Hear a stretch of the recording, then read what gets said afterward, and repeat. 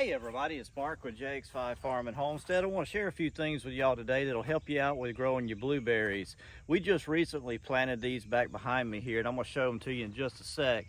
But we planted 5 of the rabbit eye high bush blueberries, and we have them out here. I have a Premier, it's Climax, a Premier, a Tiff Blue, and then one more Premier. And the reason we want to do that when we planting blueberries, they need to cross-pollinate. So we'll take a look at them.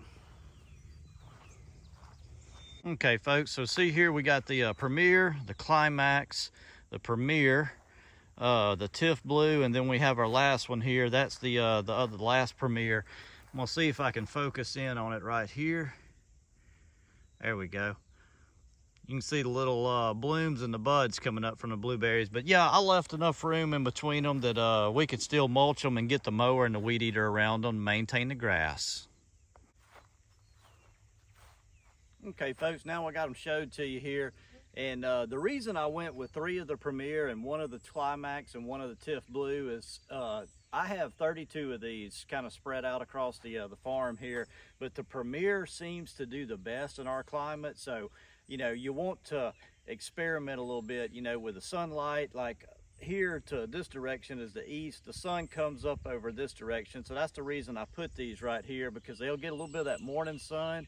And then about noon, a little after noon, they'll get shade for the rest of the afternoon. So, you know, it's experiment on your homestead and see what works, see what doesn't work. But remember, blueberries like a slightly acidic soil. So, but when we put these in the ground, these were a 3-gallon container. And of course, we dig the hole a little bit larger than the actual pot and a little bit deeper. And sometimes I take my little auger and I drill a real deep hole to help those roots get deep. But we take a little bit of our own soil that we make, and then we also use a high quality pot mix, a peat moss, and like a black cow composted cow manure. And we blend all that together and we backfill it with that and the extra space that you have for digging your hole larger. And depending on how acidic your ground is, blueberries really like that 5.5 to 6 pH in our area. So, you know, get you a soil sample done, see what your pH is, and at Home Depot they have a soil acidifier. If you need to add a little bit to lower the pH, you can buy that there. We usually have to do it a little bit here. Anyways folks, that's it for today. It's a little short video, but I just want to share this with you to help y'all out. Thanks for watching.